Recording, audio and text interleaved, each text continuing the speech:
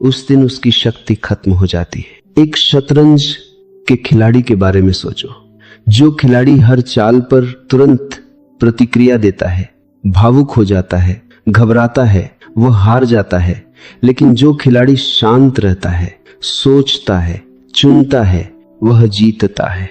जीवन भी शतरंज की तरह है।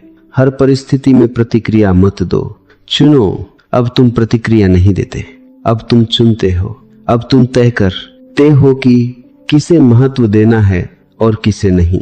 यही असली शक्ति है। अपनी कीमत बढ़ाने का मतलब किसी को जलाना नहीं है, किसी से बदला लेना नहीं है, किसी को तड़पाना नहीं है। अपनी कीमत बढ़ाने का मतलब है खुद को गहराई देना।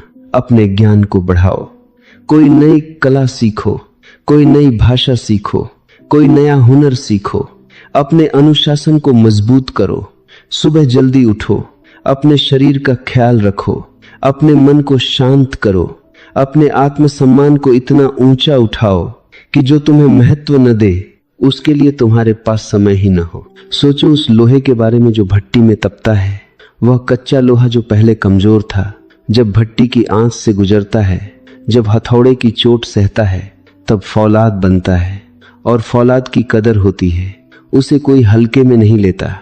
तुम्हारी उपेक्षा, तुम्हारा दर्द, तुम्हारी वे रातें जब किसी ने भाव नहीं दिया, यह सब तुम्हारी भट्टी है। इसमें तपो और फौलाद बनो। जब तुम्हारी जिंदगी में कुछ बन रहा होता है, कुछ आगे बढ़ रहा होता है, जब तुम खुद में व्यस्त होते हो, तब लोग अपने आप आकर्षित होते हैं। तुम्हें बुलाने की जरूरत नहीं पड़ती। भीड़ में भी कुछ लोग चमकते हैं। क्यों? क्योंकि वे भावनाओं में नहीं बहते, वे चेतना में चलते हैं। वे यह नहीं पूछते कि मुझे क्या मिलेगा, वे पूछते हैं कि मैं क्या बन रहा हूं। और जो बन जाता है उसे पाने के लिए लोग खुद आते हैं। अब एक आखिरी और सबसे जरूरी बात, यह सब किसी को तड़पाने की कला नहीं है, यह खुद को मुक्त करने की प्रक्रिया है। अगर कोई लौट कर आता है तो ध्यान से देखना, वह सम्मान के साथ आता है या सिर्फ आदत के साथ। क्योंकि जो सम्मान के साथ आए उसे रखो, और जो सिर्फ आदत के साथ आए उसे जाने दो। क्योंकि तुम अब वह नहीं हो जो पहले थे। और अगर कोई लौट कर न भी आए तो भी तुम हारते नहीं, क्योंकि तुमने खुद को पा लिया।